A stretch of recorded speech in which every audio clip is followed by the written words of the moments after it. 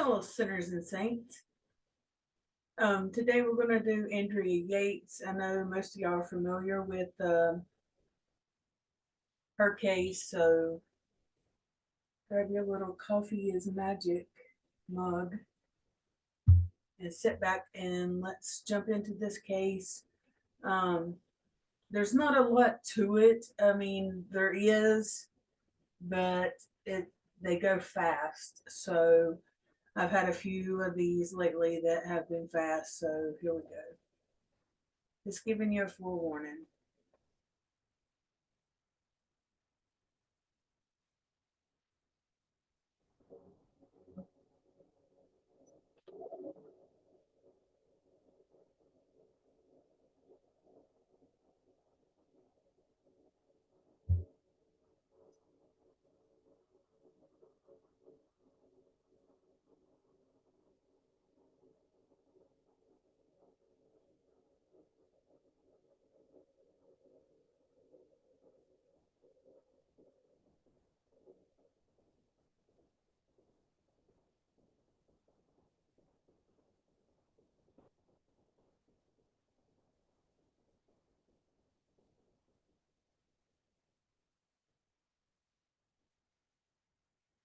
Okay, in the year 2001, we had a lot of things going on, September 11th.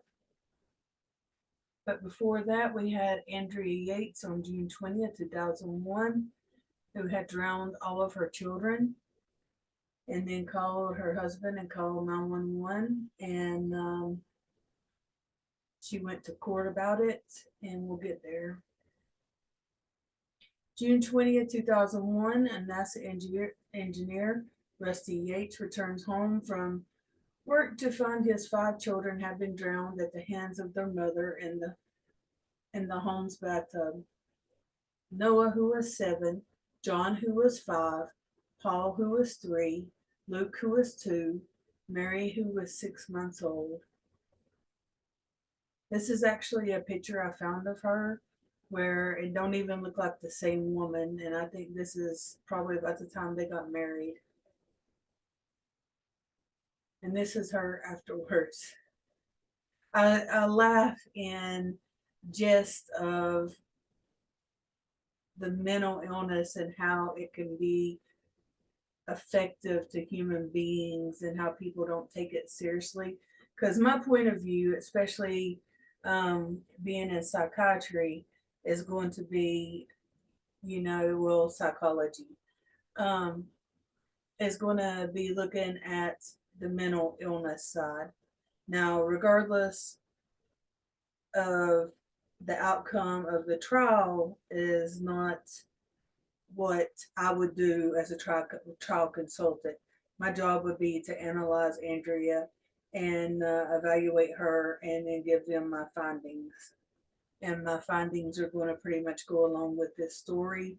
I do uphold of what they came to as a conclusion.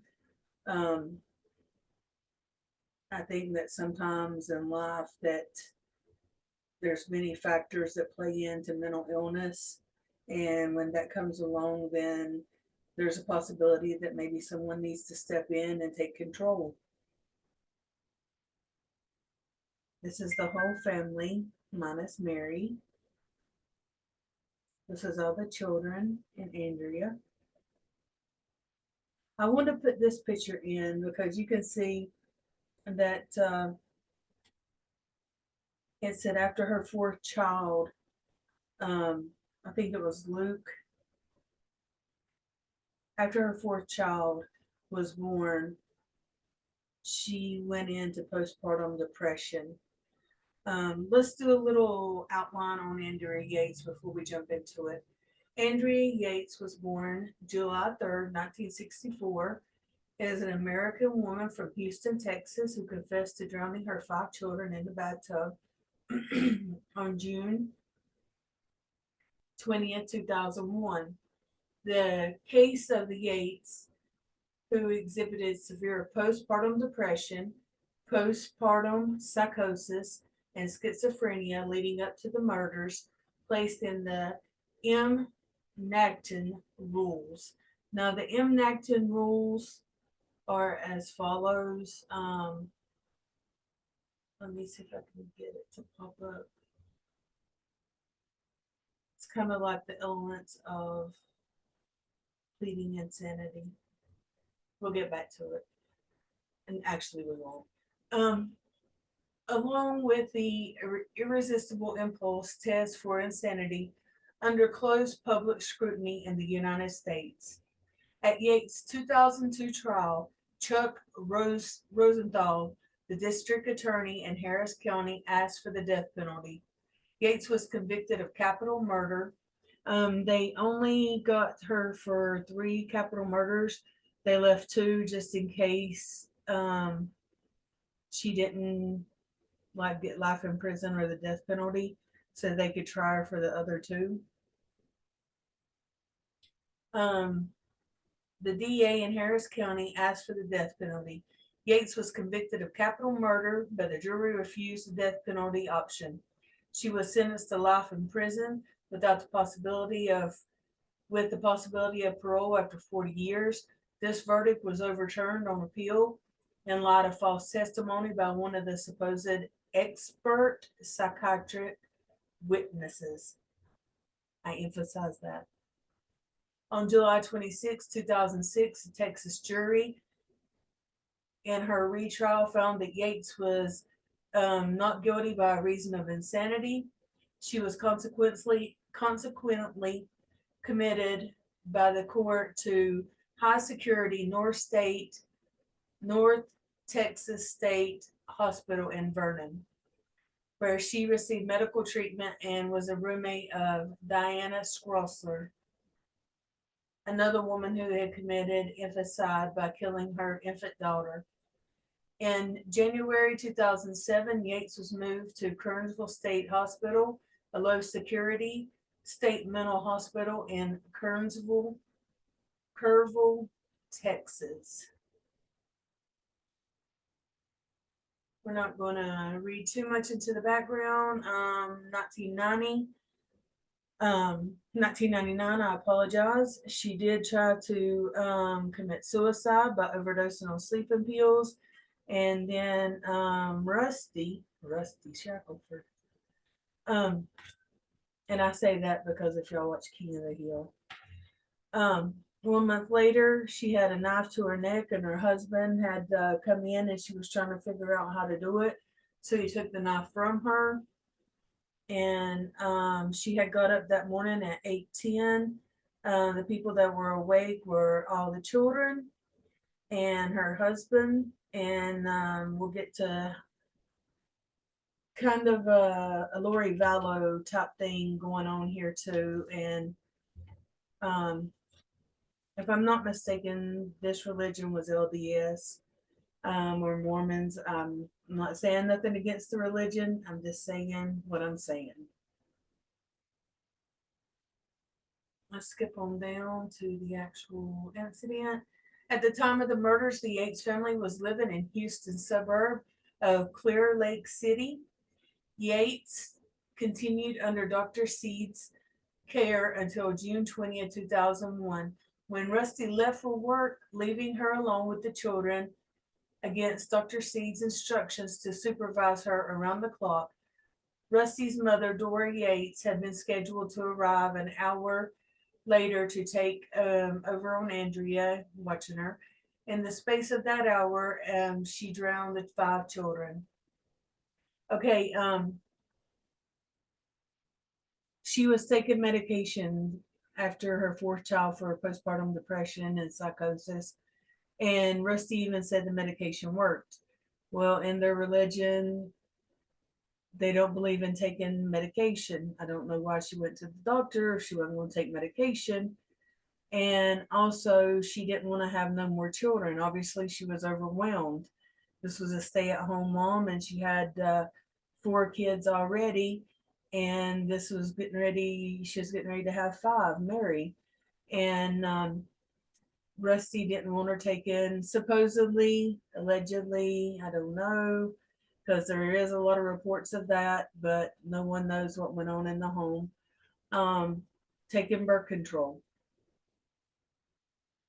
Okay, for the trials, Yates confessed to drowning her children. Prior to the second trial, she told Dr. Wilner that she waited for Rusty to leave for work. Oh, that's premeditated.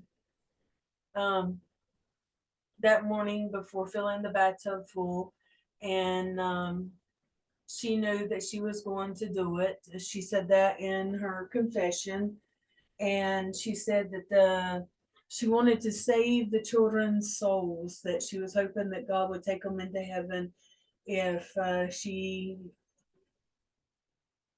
for a bit, lack of better word for you two, but disposed of them um, at a young age.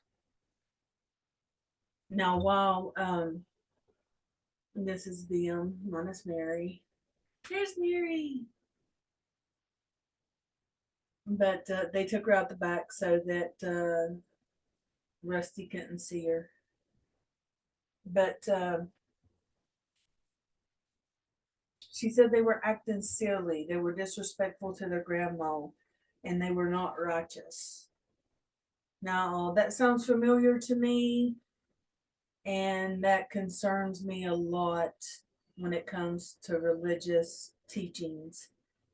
And it wouldn't concern me if it was religious teachings and no one was getting hurt from it. But, Lori Vallow was just insane. She was a cold hearted bitch that just, I don't know, she was just a murderer. But I do find, in my opinion, not diagnosing, going by what I've found, do your own research, that Andrea Yates was insane at the time. I think that she had postpartum depression, psychosis.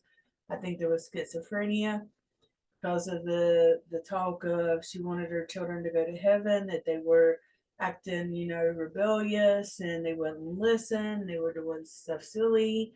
She said the TV was talking to them and telling them not to be eating candy. There was a lot going on here behind the scenes that didn't get put out to the media. This was the state hospital where she went in Texas.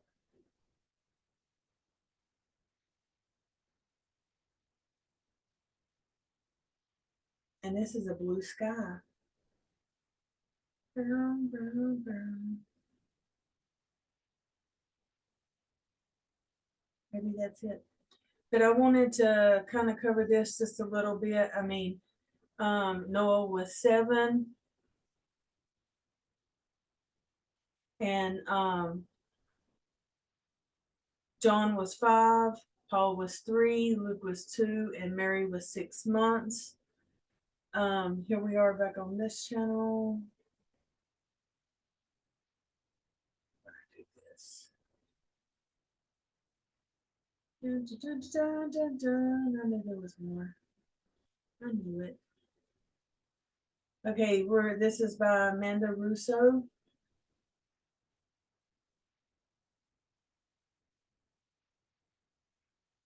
My experience is sucking about right now. Okay, summary. Andrea Yates filled the bathtub almost to the top one morning after her husband Rusty had left for work. She took her children one by one, face down, and then placed them in the tub and let them drown. She took all the children. I think she put Luke back in his bed, or Paul. And then Mary was actually still floating in there when she drowned the 5th child.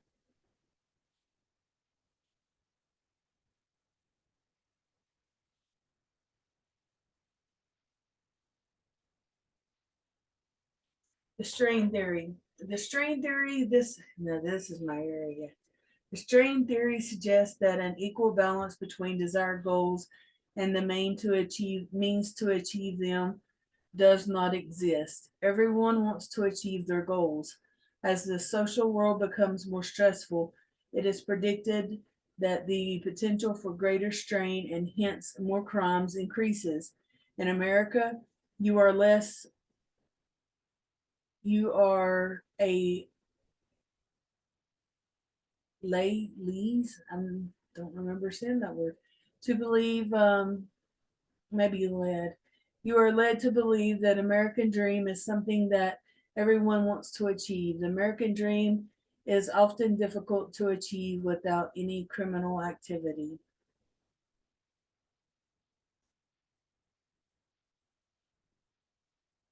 The string theory fits Andrea Yates because she is having a hard time trying to achieve the American dream. Rusty decides to purchase a 350 square foot renovated bus, which became their permanent home. And she was raising all these children, four of them at the time, and this 350 square foot bus in an RV park. um, Luke was born at this time. Living conditions were cramped, and Andrea's insanity began to surface.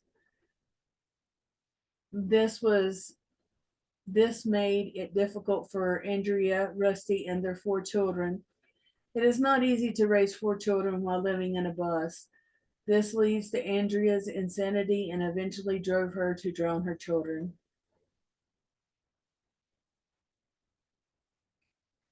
Yates was also having a hard time achieving the American dream because most people who think of the American dream think of people who work and are very successful. But Yates did not work. She was a stay-at-home mom. Oh my God, that's the hardest job there ever is. Most people do not think that a stay-at-home mom um, could achieve the American dream. This eventually led to the resentment of her children.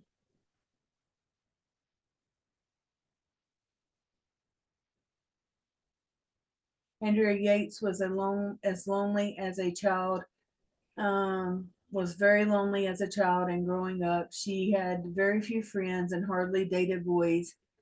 She only had one boyfriend before she married her husband. Everyone wants to be popular and have great friendships. The control theory.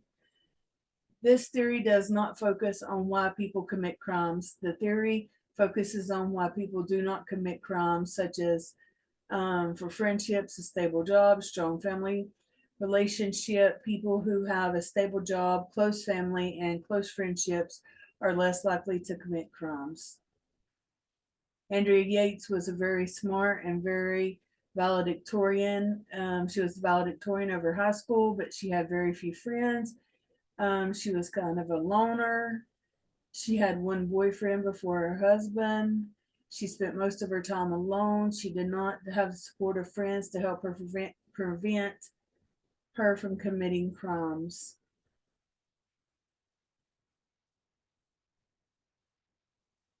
Resnick diagnosed Yates with schizophrenia, schizoaffective disorder, severe depression with schizophrenic symptoms. The jurors in Yates' first trial deliberated for less than 4 hours to find her guilty. Andrea Yates is currently at Kerrville State Hospital, a mental institution in Texas. She has been there since 2007 and declined to be interviewed for the release every year to be released for every year. Yates was also convicted of capital murder in 2002 and sentenced to life in prison. However, her conviction was overturned after she was found that the prosecution witness had lied. The second trial in 2006 resulted in a verdict of not guilty by reason of insanity. Yates was sent to Kerrsville State Hospital, where she remains today. Yates has been diagnosed with schizophrenia, postpartum psychosis. She has experienced voices, delusions after her birth of her first son. She told no one of this because she feared Satan would hear her and harm her children. She also worried about some of the doctors might be Satan and influenced by Satan. Yates' defense attorney, George Parham, keeps in contact with Yates and says that she is happy. Okay, I just wanted to cover that one because I've been doing a lot that's not been settled, it's still unsolved. So, but thank you for joining me. And as always, I hope you enjoy it, and I will see you later.